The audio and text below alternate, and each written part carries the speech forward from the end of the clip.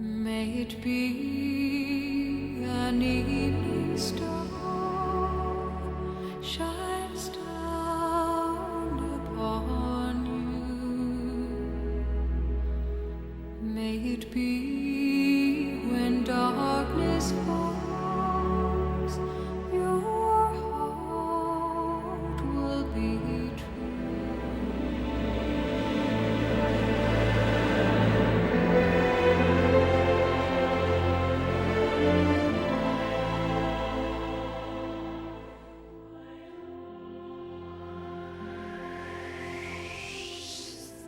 No dia imediato pusemo-nos em marcha, e respondendo-nos às arguições afetuosas, o instrutor Gúbio informou-nos de que teríamos apenas alguns dias de ausência.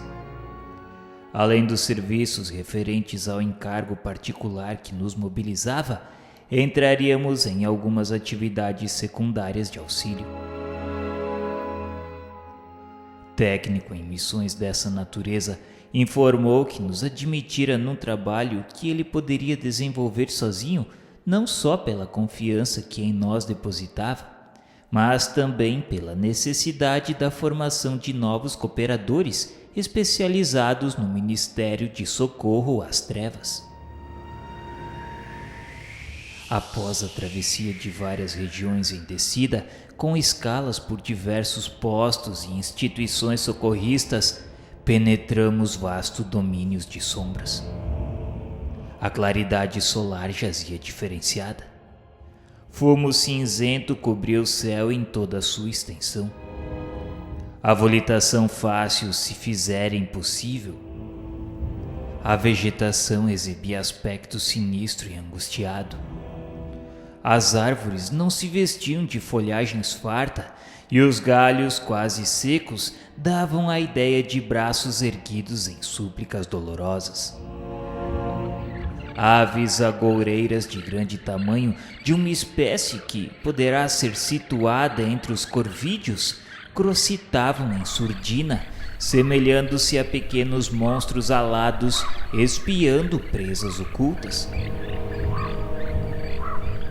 Mas o que mais contristava, porém, não era o quadro desolador, mais ou menos semelhante a outros de meu conhecimento, e sim os apelos cortantes que provinham dos charcos.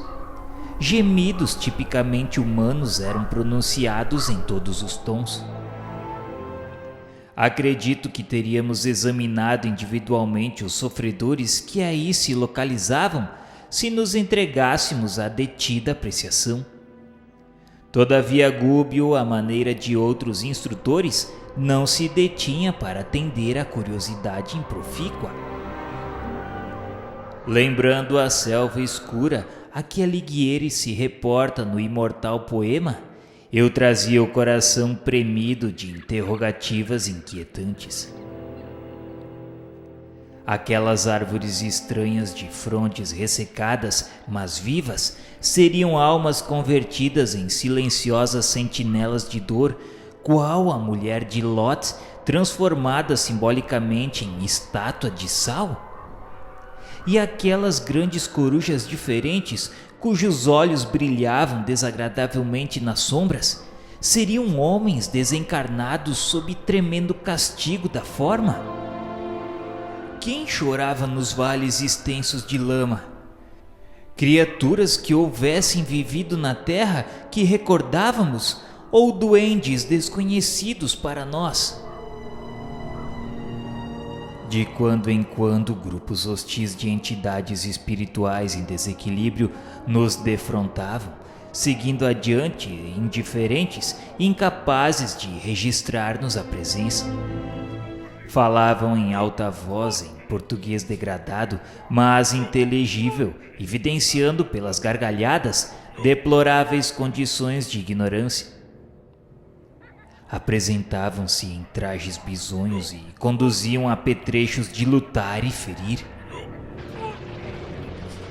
Avançamos mais profundamente, mas o ambiente passou a sufocar-nos. Repousamos de algum modo vencidos de fadiga singular, e Gúbio, depois de alguns momentos, nos esclareceu.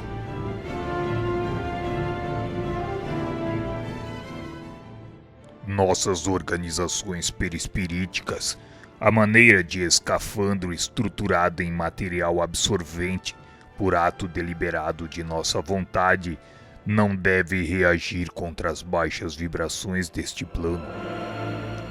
Estamos na posição de homens que, por amor, descem a operar num imenso lago de lodo para socorrer eficientemente os que se adaptaram a ele. São compelidos a cobrir-se com as substâncias do charco, sofrendo-lhes com paciência e coragem a influenciação deprimente. Atravessamos importantes limites vibratórios e cabe-nos entregar a forma exterior ao meio que nos recebe, a fim de sermos realmente úteis aos que nos propomos auxiliar. Fim da nossa transformação transitória, seremos vistos por qualquer dos habitantes desta região menos feliz. A oração de agora em diante deve ser nosso único fio de comunicação com o alto, até que eu possa verificar quando, na crosta, qual o minuto mais adequado de nosso retorno aos dons luminescentes. Não estamos em cavernas infernais, mas atingimos grande império de inteligências perversas e atrasadas, anexo aos círculos da crosta, onde os homens terrestres lhe sofrem permanente influenciação. Chegou para nós um momento de pequeno testemunho. Muita capacidade de renúncia é indispensável a fim de alcançarmos nossos fins. Podemos perder por falta de paciência ou por escassez de vocação para o sacrifício. Para a malta de irmãos retardados que nos envolverá, seremos simples desencarnados ignorantes do próprio destino.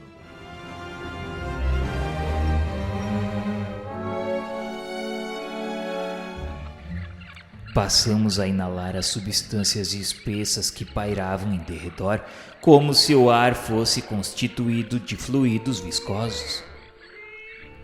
Eloy estirou-se ofegante, e não obstante experimentar por minha vez asfixiante opressão, busquei padronizar atitudes pela conduta do instrutor, que tolerava a metamorfose silencioso e palidíssimo.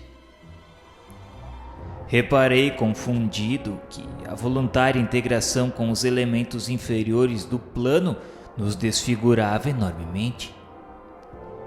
Pouco a pouco sentimos-nos pesados, e tive a ideia de que fora de improviso religado de novo ao corpo de carne, porque embora me sentisse dono da própria individualidade, me via revestido de matéria densa, como se fosse obrigado a envergar inesperada armadura.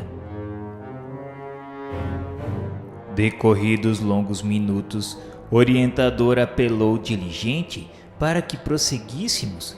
Seríamos auxiliadores anônimos, pois não nos convinha por enquanto a identificação pessoal. Eloy questionou se isso não seria mentir. Góbio dividiu conosco um olhar de benevolência e explicou bondoso, recordando do texto evangélico, que recomenda que não saiba a mão esquerda o que dá a mão direita. Aquele era o momento de ajudarmos sem alarde. O Senhor não é mentiroso quando nos estende invisíveis recursos de salvação sem que lhe vejamos a presença. Naquela cidade sombria trabalham inúmeros companheiros do bem nas condições em que nos achávamos. E se erguêssemos bandeiras provocantes naqueles campos, nos quais 95% das inteligências se encontravam devotadas ao mal e à desarmonia, nosso programa seria estraçalhado em alguns instantes.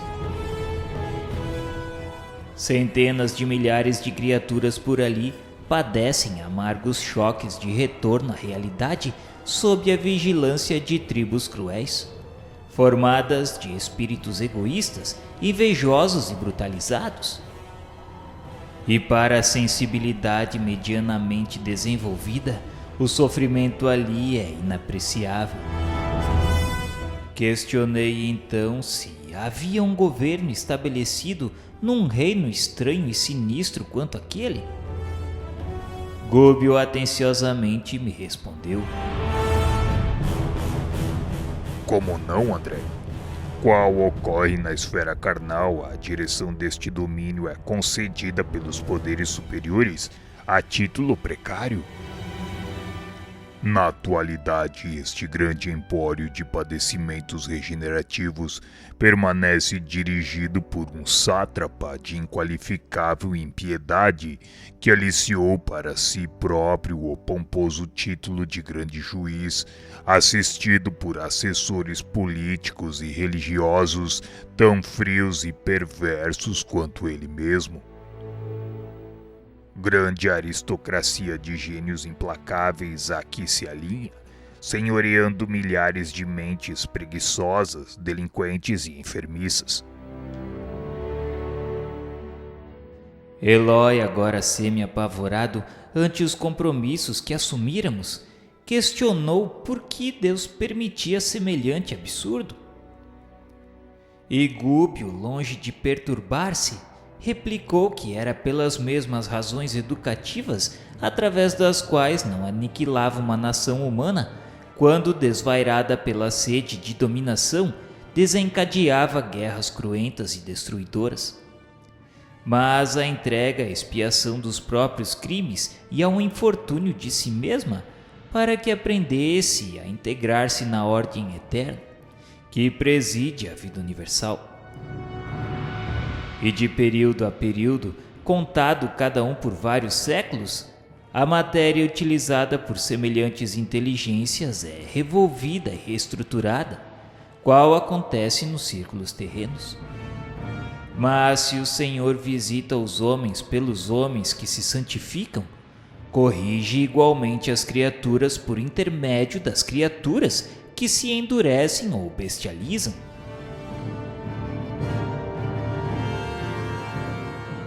Mas isso significa então, Sr. Gúbio, que os gênios malditos, os demônios de todos os tempos, Somos todos nós, André, quando nos desviamos impenitentemente da lei. Já perambulamos por estes sítios sombrios e inquietantes, mas os choques biológicos do renascimento e da desencarnação, mais ou menos recentes, não te permitem, nem a Eloy, o desabrocho de reminiscências completas do passado. Comigo, porém, a situação é diversa. A extensão de meu tempo na vida livre já me confere recordações mais dilatadas, e de antemão conheço as lições que constituam novidade. Muitos de nossos companheiros guindados à altura não mais identificam nestas paragens senão motivos de cansaço, repugnância e pavor. Todavia é forçoso observar que o pântano invariavelmente é uma zona da natureza pedindo o socorro dos servos mais fortes e generosos. Música exótica fazia-se ouvir não distante, e Gúbio rogou-nos prudência e humildade em favor do êxito no trabalho a desdobrar-se. Reerguemo-nos e avançamos. Fizera-se-nos tardio o passo e nossa movimentação se tornou difícil. Em voz baixa, o orientador reiterou a recomendação que em qualquer constrangimento íntimo não nos esquecêssemos da prece. Era daquele momento em diante o único recurso que estava ao nosso dispor, a fim de mobilizar nossas reservas mentais superiores em nossas necessidades de reabastecimento psíquico.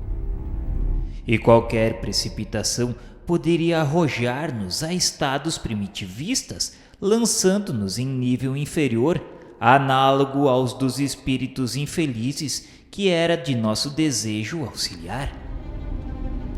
Gúbio salientou que tivéssemos calma e energia, doçura e resistência, de ânimo voltado para o Cristo. Lembrou-nos de que aceitávamos aquele encargo daquela hora não para justiçar, e sim para educar e servir. Adiantamo-nos caminho afora como se fazia possível. Em breves minutos penetramos vastíssima aglomeração de vielas, reunindo casario decadente e sórdido. Rostos horrendos contemplávamos furtivamente a princípio, mas à medida que varávamos o terreno, éramos observados com atitude agressiva por transeuntes de miserável aspecto. Alguns quilômetros de via pública repletos de quadros deploráveis desfilaram aos nossos olhos. Mutilados a centenas, aleijados de todos os matizes, entidades visceralmente desequilibradas ofereciam-nos paisagens de arrepiar. Impressionado com a multidão de criaturas deformadas que se enfileiravam sob o nosso raio visual, perfeitamente arrebanhadas ali em experiência coletiva, enderecei algumas interrogações ao instrutor em tom discreto.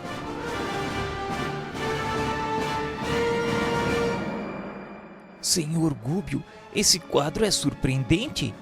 Por que tão extensa comunidade de sofredores? Que causas impõem tão flagrante decadência da forma? Milhões de pessoas depois da morte encontram perigosos inimigos no medo e na vergonha de si mesmas. Nada se perde, André, no círculo de nossas ações, palavras e nem os pensamentos.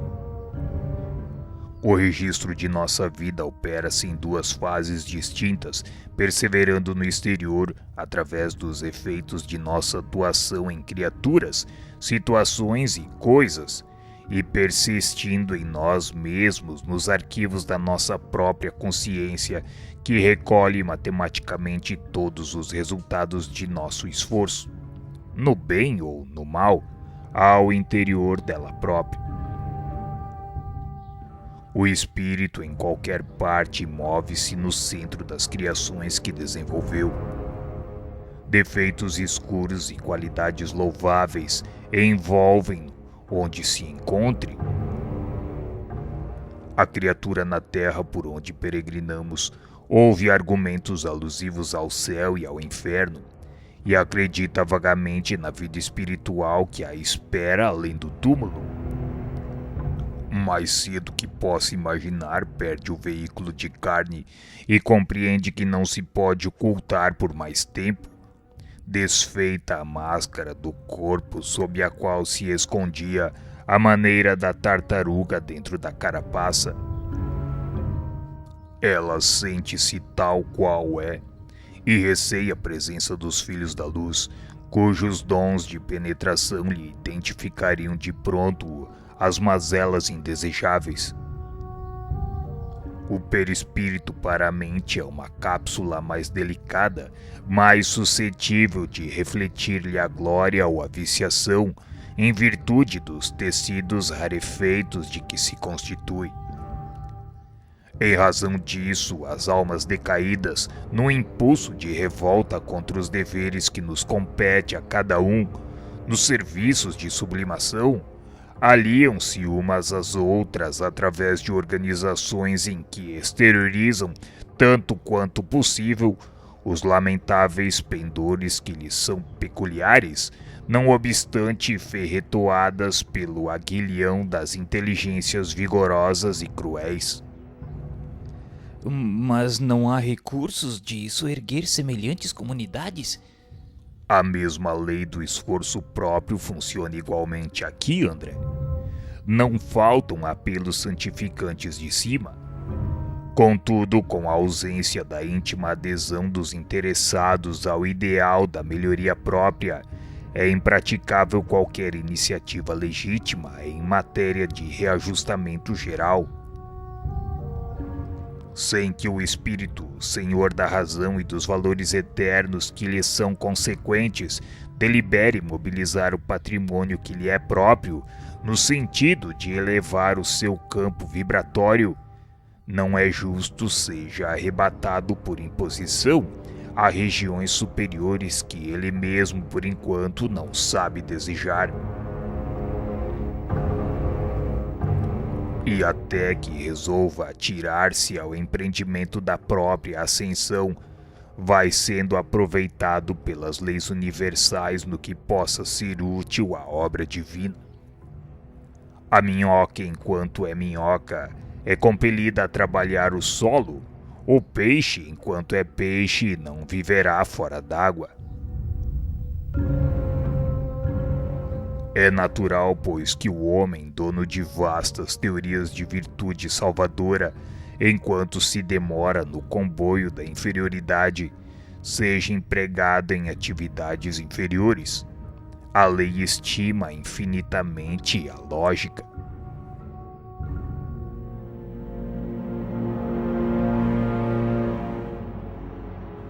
Calou-se Gúbio, evidentemente constrangido pela necessidade de não acordarmos demasiada atenção em torno de nós. Tocado, no entanto, pela miséria que ali emoldurava tanta dor, perdi-me num mar de indagações íntimas. Que empório extravagante era aquele? Algum país onde vicejassem tipos subhumanos? Eu sabia que semelhantes criaturas não envergavam corpos carnais e que se congregavam num reino purgatorial em benefício próprio. Entretanto, vestiam-se de roupagens de matéria francamente imunda. Lombroso e Freud encontrariam aí extenso material de observação. Incontáveis tipos que interessariam de perto a criminologia e a psicanálise vagueavam absortos sem rumo. Exemplares inúmeros de pigmeus cuja natureza em si ainda não posso precisar, passavam por nós aos magotes. Plantas exóticas desagradáveis ao nosso olhar ali proliferavam e animais em cópia abundante, embora monstruosos, se movimentavam a esmo, dando-me a ideia de seres acabrunhados que pesada mão transformara em duendes. Becos e despenhadeiros escuros se multiplicavam em derredor, acentuando-nos o angustioso assombro. Após a travessia de vastíssima área, não sopitei as interrogações que me escapavam do cérebro. O instrutor, todavia, esclareceu em tom discreto para que eu guardasse as perguntas intempestivas no momento. Estávamos numa colônia purgatorial de vasta expressão. Quem não cumprisse ali dolorosa penitência regenerativa poderia ser considerado inteligência subhumana. Milhares de criaturas utilizadas nos serviços mais rudes da natureza movimentavam-se naqueles sítios em posição infraterrestre. A ignorância por ora não lhes conferia a glória da responsabilidade. E em desenvolvimento de tendências dignas, candidatam-se à humanidade que conhecíamos na crosta. Eles situam-se entre o raciocínio fragmentário do macacoide e a ideia simples do homem primitivo na floresta. Afeiçoam-se a personalidades encarnadas ou obedecem cegamente aos espíritos prepotentes que dominam em paisagens como aquela. Guardam, enfim, a ingenuidade do selvagem e a fidelidade do cão. O contato com certos indivíduos inclina-os ao bem ou ao mal. E éramos todos responsabilizados pelas forças superiores que nos governavam quanto ao tipo de influência que exercêssemos sobre a mente infantil de semelhantes criaturas. E com respeito aos espíritos que se mostravam naquelas ruas sinistras, exibindo formas quase animalescas, Neles reparamos várias demonstrações da anormalidade a que todos somos conduzidos pela desarmonia interna. Gúbio falou que nossa atividade mental nos marca o perispírito. Podíamos reconhecer a propriedade do acerto quando ainda no mundo. O glutão começa a adquirir aspecto deprimente no corpo em que habita. Os viciados no abuso do álcool passam a viver de porco arrojados ao solo, à maneira de grandes vermes. A mulher que se habituou a mercadejar com o vaso físico, olvidando as sagradas finalidades da vida, apresenta a máscara triste sem sair da carne. Ali, porém, o fogo devorador das paixões aviltantes revelava suas vítimas com mais hedionda crueldade. É impraticável a enfermagem individual e sistemática numa cidade em que se amontoam milhares de alienados e doentes. Um médico do mundo surpreenderia aqui a centenas casos de amnésia, de psicastenia, de loucura, através de neuroses complexas, alcançando a conclusão de que toda a patogenia permanece radicada aos ascendentes de ordem mental. Quem cura nestes lugares, André, há de ser o tempo com a piedade celeste ou a piedade celeste por intermédio de embaixadores da renúncia, em serviços de intercessão para os espíritos arrependidos que se refugiem na obediência aos imperativos da lei, inspirados pela boa vontade.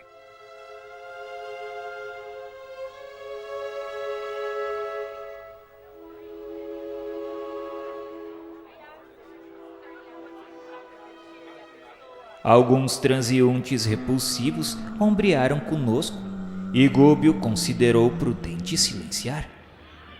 Notei a existência de algumas organizações de serviços que nos pareceriam, na esfera carnal, ingênuas e infantis, reconhecendo que a ociosidade era ali a nota dominante. E por que não visse crianças, exceção feita das raças de anões, cuja existência percebia-se em distinguir os pais dos filhos, arrisquei de novo uma indagação em voz baixa.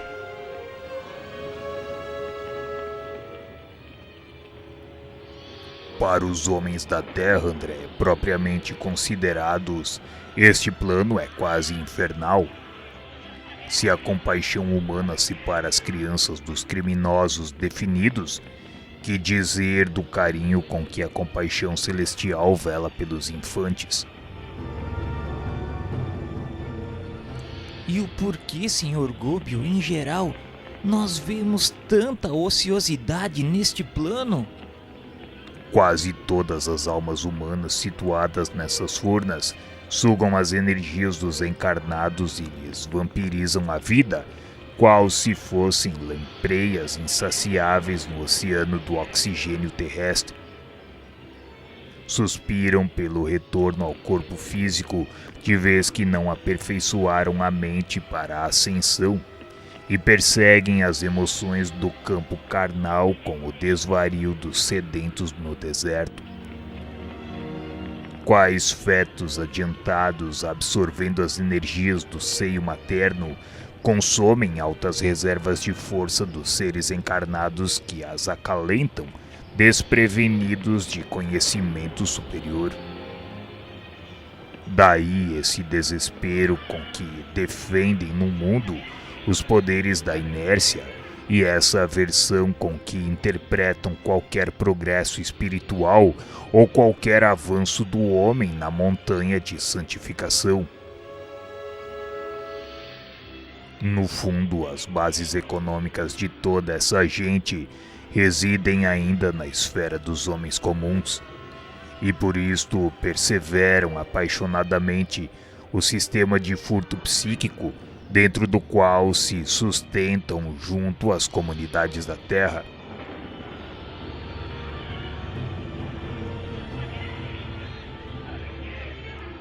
A essa altura, defrontamos acidentes no solo que o instrutor nos levou a atravessar. Subimos dificilmente a rua íngreme e em pequeno planalto que se nos descortinou aos olhos espantadiços, a paisagem alterou-se. Palácios estranhos surgiam imponentes, revestidos de claridade abraseada, semelhante à auréola do aço incandescente. Praças bem cuidadas, cheias de povo, ostentavam carros soberbos, puxados por escravos e animais. O aspecto devia, a nosso ver, identificar-se com o das grandes cidades do Oriente de 200 anos atrás. Liteiras e carruagens transportavam personalidades humanas trajadas de modo surpreendente, em que o escarlate exercia domínio acentuado à dureza dos rostos que emergiam dos singulares indumentos. Respeitável edifício destacava-se diante de uma fortaleza com todos os característicos de um templo. E o orientador confirmou minhas impressões, asseverando que a casa se destinava a espetaculoso culto externo.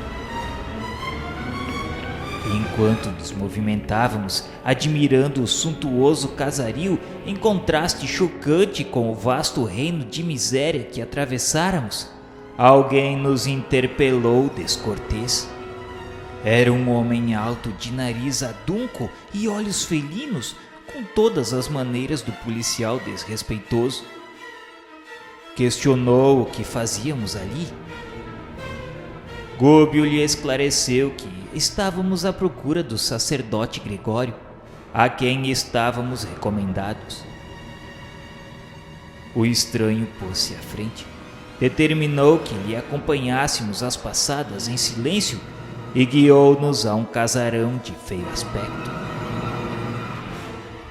E num tom seco, após apresentar-nos a um homem maduro envolvido em longa e complicada túnica, disse que era ali e retirou-se. Gregório não nos recebeu hospitaleiramente. Fitou em Gúbio os olhos desconfiados de fera surpreendida e interrogou: Vieram da crosta há muito tempo? Sim, senhor Gregório, e temos necessidade de auxílio. E já foram examinados? Não. Quem os enviou? Certa mensageira de nome Matilde. Não sei quem seja, todavia podem entrar. Tenho serviços nos mistérios e não posso ouvi-los agora. Amanhã, porém, ao anoitecer, serão levados aos setores de seleção antes de admitidos ao meu serviço.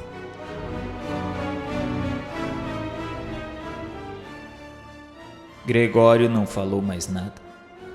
Entregues a um servidor de fisionomia desagradável, demandamos porão escuro, e confesso que acompanhei Gúbio e Eloy de alma conturbada por receio absorvente e indefinível.